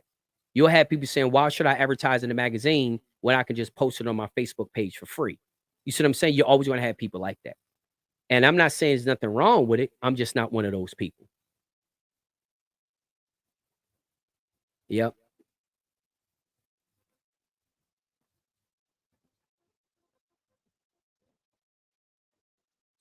Right. And Frank, yeah, you say you screenshot, but I don't know how many pictures you got in your phone. But uh depending on how big the article is and stuff like that, yeah, screenshots is good. But as time go on, you lose phones and you switch out phones or you got a whole bunch of pictures. It's a lot more difficult. It's a lot more difficult, but that is definitely a way since there is no magazine and there is a lot of information on social media. That is a way that to definitely do it because I do the same thing, Frank. I screenshot a lot of stuff. I screenshot pictures. I screenshot well, I ain't gonna say too much articles because there are some good comments, but social media is not set up and designed to be an educational platform. Is really just created for entertainment. You know what I mean? It's not really designed. That's why you can't post PDFs. You can't post documents. You can't do any of that. You know what I mean? So it's really not designed, and it was never designed for that. So it's not nothing on them. They never designed it as a. They just designed it just to connect. They never designed it as an educational tool. So, but yeah, that's just something that I'm thinking. But Ace, like I say, buddy, if you think you got some, I think you have some great ideas as well. Why don't you send me a message? I'll jump in the comment section, try to contact you. But Ryan, you discuss health, feed, medication. Um, yep, yeah. And Ryan saying discuss on health, feed, conditioning, medication, history, bloodline, crosses, breeding. You could have enough articles forever. Ryan, you're 100% right. The only problem is I need people to write them. That's why I say we would never run out of stuff to talk about. And then we can use the social media platform to discuss the latest article. You see what I'm saying? Like we can have the magazine go out when everybody get the magazine. We can use the Journey to the Pit page to get on the Journey to the Pit page and discuss all the stuff that we talked that was in that last issue. You know what I mean? And then y'all guys can give feedback of what y'all would like to see in the next issue or the issue before or a different type of topic. Or y'all can say, hey, have this individual give us some follow-up. You know what I mean? Like I got a guy, Glenn, that wrote some articles on conditioning and stuff like that, but only wrote part. So he like, if you get the magazine going, I'll write the second half of it. You see what I'm saying? So it's just something again that we can communicate, and that will be your way in real time. Okay, the magazine come out in January. Okay, everybody get the issue by the 15th. Um, and then we can jump on the Journey to the Pit Facebook page and we can discuss the stuff that was in the art that was in the magazine. And then guys can get feedback saying, hey, can you ask that person this thing, that thing, this thing, that thing? And then we still, in the meantime, can still be doing the Journey to the Pit interviews. So that still can be going on as well simultaneously. Once a week, we could do the Journey to the Pit interviews. We can have a magazine. I would love to do a magazine once a month, but it's probably more realistic to do it every other month. But I would love to do a magazine once a month. Um, but it's the production time, the shipping time. It's a lot of variables that go in it. One of the guys was telling me it takes like 4 to 5 weeks to put the magazine together, the layout, the design, and all that kind of stuff. So I understand. So it might not be.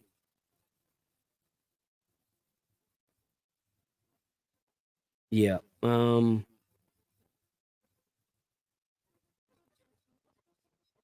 Kelly said, "Will a magazine feature smaller breeders who are selling game fowl?" Yes, for sure, for sure. I think definitely, definitely. I mean, the magazine will be open for any size breeder as far as advertisement. As far as writing articles, as long as the articles is bringing value to the readers, then it's open to whatever. Because the size of your farm doesn't always determine the knowledge that you have of game fowl. You got guys that only got 50, 60 birds and know a lot about game fowl, know a lot about breeding, know a lot about sicknesses, know a lot about health, know a lot about feeding. So the size of your farms doesn't dictate your knowledge. So yeah, we will be featuring smaller breeders, medium-sized breeders, and large breeders. I think everybody has something to bring to the table. I don't think the articles only need to be written by people who ate nachos at the Bayou Club. There's guys out there that's younger that can have valuable information that they can bring to the table as well. It's just that the articles could not be written as a personal advertisement piece. You know what I mean? Like a bragging session. We don't need Nobody's going to want to read an article about a person writing about how good they are, how good their round heads are, and blah blah blah blah blah. You know what I mean? Nobody's probably going to really want to read that, because how good your round heads are have nothing to do with them. Like, what can they learn from that? If you want to tell somebody how good your round heads are, just run an ad and put it in your ad. You know what I mean?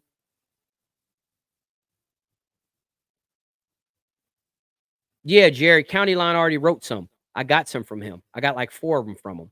They excellent. Excellent. He told me that if the magazine gets up off the ground, he would write some more for sure. And guys like that are a wealth. I wish I had 10 people like County Line, like Glenn over there at County Line. If we can write a magazine just with those 10 guys. With the amount of knowledge that those guys have, we can write a magazine just based just them. Period. Yeah.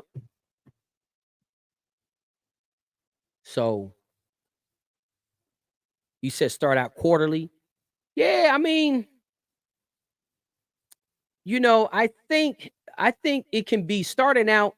You can either be started out too aggressive or too slow.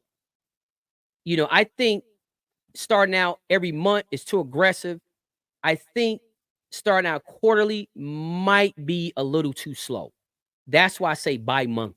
And I think that's why a lot of magazines go bi-monthly, because I don't think you can talk about one issue for 3 whole months. You know what I mean? So I think bi-monthly will probably be the best angle to start. But again, like I say, I would love, because bi-monthly is only 6 issues. I would love to do monthly issues. But it might be a situation where we do bi-monthly issues of the magazine, but a monthly newsletter. It's plenty ways that we can play with it. But the number one key is to get the content to even get started. That's like the number one key. Mhm.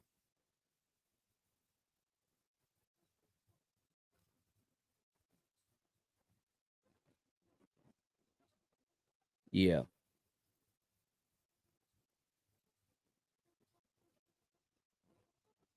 Bill says we need a good pit in America like Springbrook that was a honest place where everyone could have a fair, honest chance. Yeah, I think everybody watching this agree.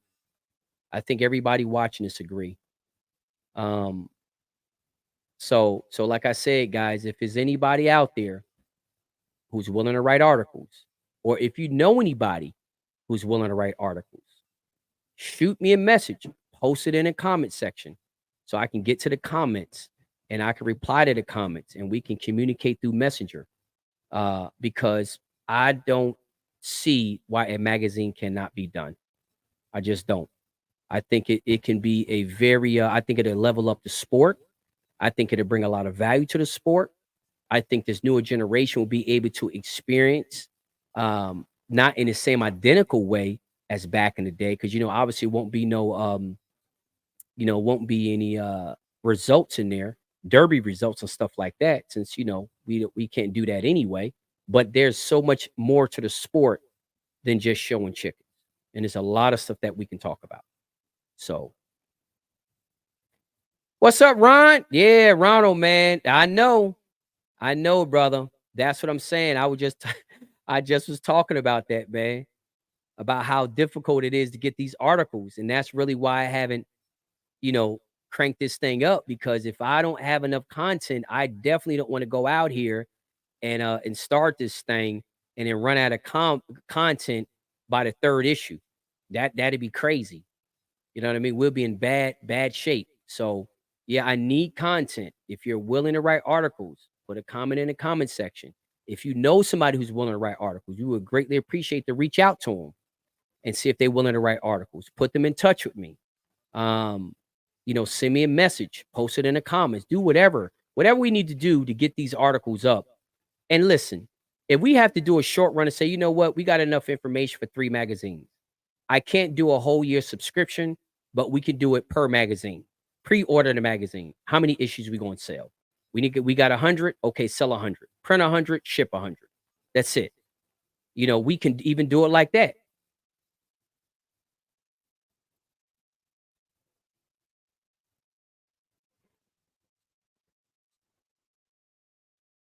Um, I know a guy that would never run out of content, that probably knows more history than anyone I know.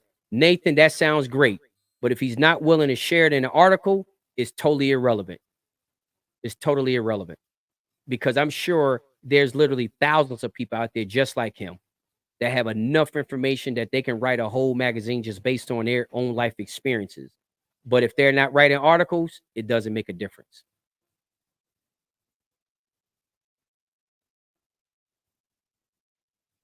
Um, Ronald, send me those articles, buddy. I got a whole file of articles.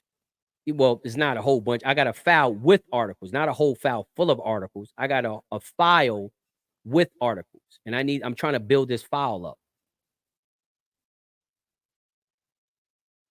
Nathan, that'd be great, man. That will be great. Yeah. Ace, I agree. I agree. That's why I'm not trying to put out any super big expectations, because we don't know how big the magazine it will be starting out. So no, I totally agree, because I look at it as something is better than nothing. I just feel as though we can get it started. Once people see a tangible product, they see it in their hands, they getting it shipped. I think that will grow the subscription. My biggest worry is it's not going to grow the content. I think it'll grow more people wanting to subscribe, but I don't know if it's going to grow with more people wanting to contribute.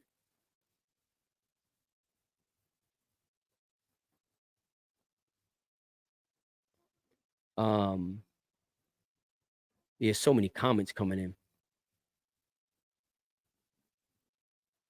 in. Jeff Harris, what'd you say? We give you plenty content, common sense. I guess. I don't know what that means, Jeff. I don't know what that means. Yeah, Nathan, definitely send me a message. Ace, you exactly right. There's nothing wrong. I think it's great to start off small. Um, isn't always a bad idea. I totally agree with that. Ronald, you know how to get in touch with me. Just send me the articles, man. That's what I need. Because like I said, I have a file that I'm just collecting all these articles. So I know I have enough of them. And then we can get into the design. We already had the people that can design a magazine and stuff like that, but we just need the articles.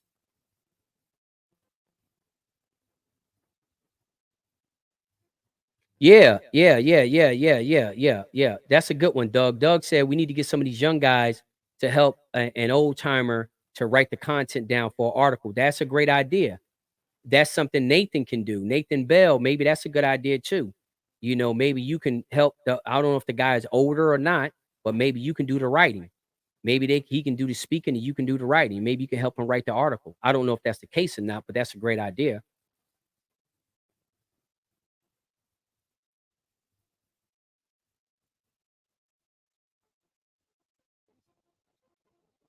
Craig, welcome to the show, man. Welcome to the show. I'm glad your son got you watching. I hope your son is watching as well.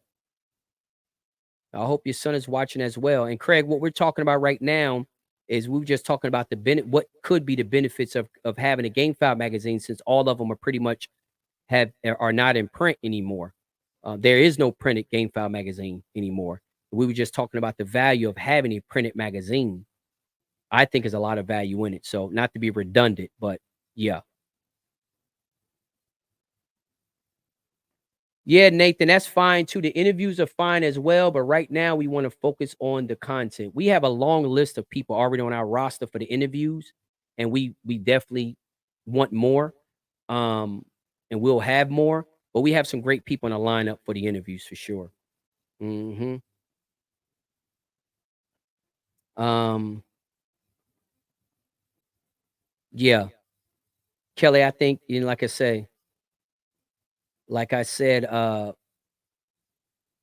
there's a lot of great information out there, but the magazine deal, I think is a great idea. That's why I talked about it months ago.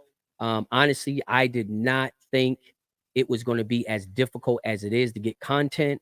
Um, but you live and learn. You know what I'm saying? Like you live and learn. I didn't realize it was going to be this difficult. And the reason why I think I had that perception that it wasn't going to be difficult because I see how people run their mouth on social media and I see all the comments that they put, all the posts that they put.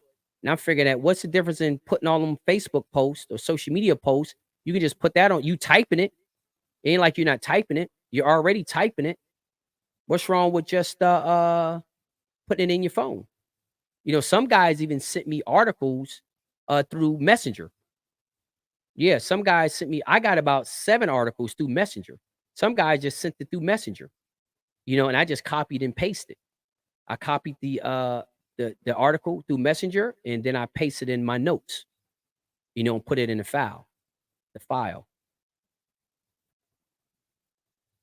Yes, Ace, I can definitely use the previous yes, can I use the previous interviews as content? Definitely 100%. And the thing is now they got this artificial intelligence that can transcribe the interviews is something that we've been already working on. But the only thing that we have noticed in working on them, that one of those articles, I mean, one of those interviews will be about 10 pages. It'd be more than 10. It'd be a whole magazine. It'd be a whole magazine. That's the only problem. So I tell you what we plan on doing, and I have did it already with Jeff Chapman. If you go to our YouTube channel, you'll see that we have short um, one topic interviews. Yeah, like one topic videos where I got on there with Jeff, and I think we have about 3 or 4, or maybe even, yeah, I think maybe 4, where we only talked about one topic. Now, that one topic, we can transcribe that one topic to an article for sure. But we do have very short videos. If y'all haven't checked them out, check them out because they're good. So uh, this way we would you don't have to listen to a whole interview. You know what I mean? You can literally just hear that one topic that he's talking about. And I think we did about 4 interviews, and they're doing very well. And it seems like, and I think the longest one is about 20 minutes. I think the shortest one is about 8 minutes. The longest one is about 20 minutes. And we talk about selection, brood fowl, all that kind of stuff. We talk about 4 different topics. So that's something to think about.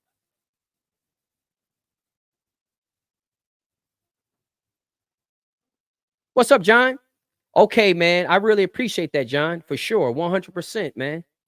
And also, John, if I forget, if you can share the videos to the groups as well, I would greatly appreciate that as well. But for the people that's just checking in right now, what we're talking about is gaining. We talked about a lot of topics over the last hour and 50 minutes. But what we're talking about is, generating content and the value of a magazine versus social media. I think we all agree that social media can never replace a magazine. We talked about all of the pros and cons of a magazine. But I think um, with the magazine, it just brings a whole lot of value. And I know the younger generation is used to the digital aspect, but like I said earlier, that a lot of individuals have never had a magazine that they can really look into. So you can't miss something you never had. But I think once the magazine was to come out, that I think it will gain a huge following in a short period of time. I really think it's due because we're dealing with a lot of challenges right now within this sport as far as scamming, all kinds of nonsense that's going on that it wouldn't be able to happen if a lot of these stuff was going through a magazine. You know what I mean? So I don't know. It's just something to think about. But right now, the biggest challenge that we have is not the designing of the magazines, it's not the manufacturing of the magazines, it's not even the advertisement of the magazines. Because I just know off the top of my head at least 30 people that would advertise in the magazine. The biggest challenge now is getting the content, the articles to go into the magazine. That's the biggest challenge. Yeah. And John, you're 100% correct. It will definitely help not only with the younger generation, but also with the older generation too that likes the magazine aspect of it. And like I say, it ain't going to be for everybody, but nothing is for everybody. Everybody's not on social media. Social media is not for everybody. You know what I mean? Some people like Facebook, some people like Instagram, some people like YouTube, some people like TikTok. Every platform is not for everybody. Like me, I'm not a big fan of TikTok. I'm really not a big fan of TikTok. There's nothing wrong with TikTok, but I'm just really not a big fan of TikTok. I don't hardly post anything on TikTok. A lot of guys over there want me to post on TikTok, but I just can't. It's kind of hard, difficult to get it into it. You know, the 5 minute, 3 minute videos, 5 minute videos, and you do a live stream on there, it doesn't get saved. You know what I'm saying? And it's just like, yeah, it's just not for me as of right now. It's just not for me as of right now. But I don't know, man. Maybe sometime I'm just thinking too much or I want to do too much, but it's just it's hard for me to but when it comes to the magazine, I'm one of those individuals where I have to be hard-headed. I have to do the magazine for the magazine to show me that it won't work than somebody telling me it don't work. I cannot wrap my head around the fact that it wouldn't work. I know it's going to be challenges. I know it's not going to be easy, but I truly believe doing a magazine will be well worth the trouble. Now, will the magazine be like the Gamecock was back in the 70s and 80s? Of course it not. Things have changed, but it does not mean that it can't survive, it can't thrive, it can't do well. Let me give you a prime example, and I always use this example. Look at the UFC, the Ultimate Fighting Championship. Back 20 some years ago, man, they had the Ultimate Fighting Championship and they had guys that was 300 pounds fighting people that was 150. They had no rules. The only rules you just couldn't gouge a person's eyes out. But other than that, you was able to do everything, right? But it went bankrupt. And then Dana White and them went in there and turned that thing back over. Now it's a five, what they sell it for? What, 2 years ago, a year before the pandemic? What they sell it for $4.5 billion. Of course, they got rules, they got weight class, they got all this kind of stuff. Um, it's all kinds of stuff. And that's what I'm saying. The magazine can work. It's just not gonna work like it worked back in the 70s. Just like the Ultimate Fighting Championship today is bigger than the Ultimate Fighting Championship ever was. Different people took over, they did things different and everything. Now it's a multi-billion-dollar business. And when they bought it 24 years ago, 25 years ago, they bought it for $2 million and they were bankrupt.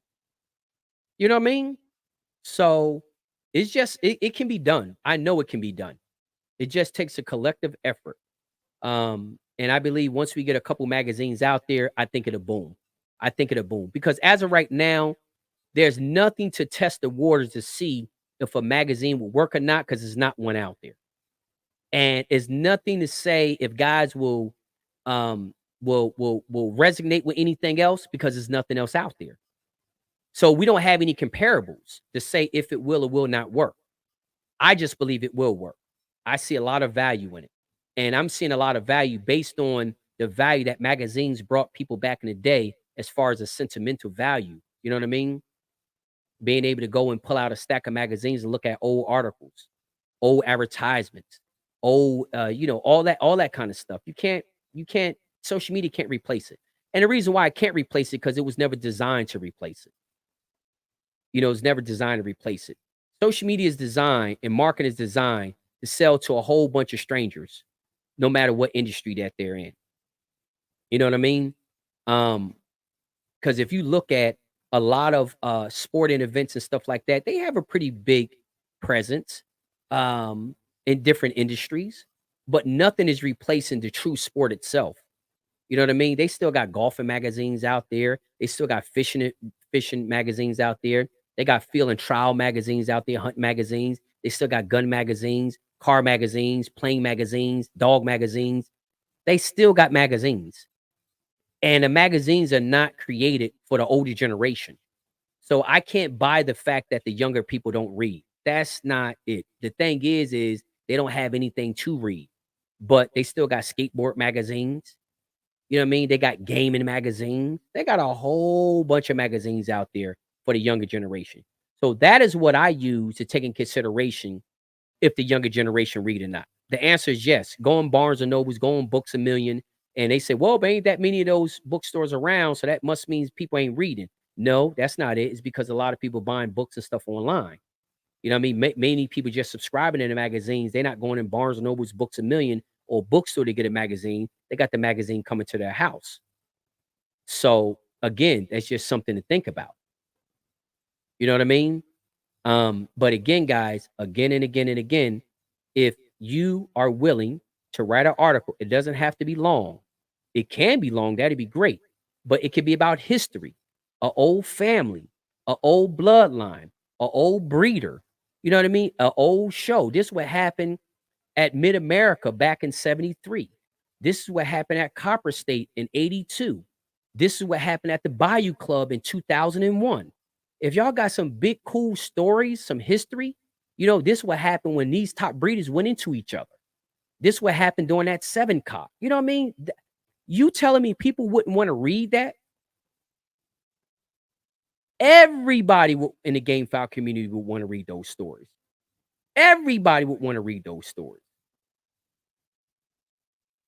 So that's why I say, and just because the magazines is not going to have results because all those places are closed, that magazine, those old magazines brought more value than just posting results of the derby results. They had a whole bunch of other stuff in the magazine. They had advertisement in the magazines. They had articles in the magazines that brought value to the readers, not just derby results. So just because there won't be derby results in this magazine doesn't mean that the magazine won't bring any value. So tell me what y'all guys think. But I think history needs a history article or more than one, but at least one history article need to go in the magazine. It could be multiple history articles. I would love to have a derby history article. You know what I mean? Of some show from back in the day. I would love to have a derby history article. I would love to have a bloodline or family history article. I would love to have a breeder history article. You know what I mean? And then we could talk about the newer generation as well. So I don't know, but tell me what y'all guys think about it. And like I say, if y'all guys think it's an idea, great idea, let's try to make it happen. Let's try to make it happen. So, but yeah, that's pretty much it, guys. I mean, that is pretty much it. I don't have much else to talk about. If y'all guys can share this article, if y'all can share this video, that'd be great.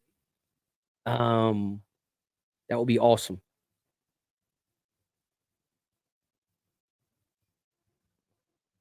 Yeah. Four Aces Game Farm say, yeah, I know. That's what I'm saying. 76 years old. He doesn't use any kind of social media. I totally understand. There's a lot of guys out there that have social media platforms that don't hardly use too much of them. They got them so they could just scan through and just kind of keep up what's going on and stuff like that. Yeah, so I understand it. And this guy's like him at 76 years old. I'm pretty sure he got some old stories that he can share for the magazine. I don't know. I mean, it's just something, like I said, I'm thinking about, and I think it'll bring some value to the community for sure from multiple different standpoints. Ace, let me know, brother. Send me a message and see. Let me know if you got somebody that can do some TikToks for me because I'm not really into TikTok. But I would love to clip some of the articles, some of the pieces of the interviews, and post it on TikTok. I sure would. Hmm. Yeah. Yeah. Frank, you're 100% right. If you love game file, you'll definitely be the younger generation. I'm 90% sure that they would subscribe to it. especially if they're buyers. They're always buying. They'll definitely subscribe to it. They'll love to see the article, so they ain't got to worry about being scammed. You know what I mean? They know the person that is writing the article. I mean, write not the article, but putting in the advertisement is the individual. Mhm. Yep. So that's just something just to think about. So it's huge benefits, huge benefits. So, but that's pretty much it, guys. I'm gonna go ahead and close on out. We at the 2 hour mark right now. So it was a great conversation. Guys, like I say, please reach out to me. Let me know if y'all guys can help out with this content. Yes or no, totally up to you. But I think it's a great benefit. If y'all guys can share the video on whatever platform you are, I really appreciate it. Last thing but not last is our Telegram group. If y'all guys want to join our Telegram group, let us know. I'll send you the link to the Telegram group so y'all guys can join our Telegram group where we just talk about game file, and it's just a group, which is really, really awesome. It's real time. And we having some great conversations. You can post long videos in there. You can post pictures in there. You can post a whole bunch of stuff. Yeah. Ace, I greatly appreciate it, brother. Um, last comment on the screen. Chase said, thinking about a new magazine brings back memories to me getting excited about each new Gamecock book. Yes, I would always wonder who made the farm would be on the highlights of that book with the front cover. Chase, you're exactly right. Um, that is, yeah, that's exactly right. And I know a lot of people who said that their book bag going to school was filled with Gamecocks and not school books. Just think about that. That can be happening today. Instead of sitting on a John scrolling through your phone, you could be sitting on a John looking through the magazine. You know what I mean? One don't have to replace the other. The magazine don't mean you need to get off of social media, but just because you have social media don't mean you wouldn't subscribe to a magazine. Yep. Wow. Eden said he look at this. Check this out, guys. We got Aiden, I hope I'm pronouncing that right. Evans said, I just want to let you know I'm only 12 and I am the younger generation and keeping the sport alive. That's exactly right. Look at that comment on the screen right now. To me, that speaks volumes. Imagine what a 12-year-old can learn from a magazine. Imagine the education we can help them out with. So, guys, like I said, it's just something to think about. It's something to think about. I think it's definitely value in doing it. We just have to make it happen. Put the effort out there. I ask all y'all guys, reach out to individuals and ask them, would you be willing to write an article? It doesn't have to be long. Don't have to be a great speller. I'll have somebody proofread the articles. Don't worry about it. I just need the articles. I just need the articles. If you want to send them to me in Facebook Messenger, that's fine as well. I can shoot you my email address. You can type it out and email it to me. Send me some photos. You know what I mean? We can make it happen. So, other than that, guys, that's all I have. It was a pleasure sitting on here talking with y'all guys as always. Make sure you share the video, send in the comment section. Um, that if you're willing to write an article, if you know somebody who's willing to write an article, if you can reach out to them, if they say yes, please put them in contact with me. And then we'll go from there. So until then, guys, I'll see y'all guys on Wednesday when we got the Journey to the Pit interview with Rick Hurst, talking about health, which y'all know health is wealth, talking about medications, sicknesses, diseases, vaccinations, all that kind of stuff. So I'll talk to y'all guys then. Y'all enjoy the rest of your evening.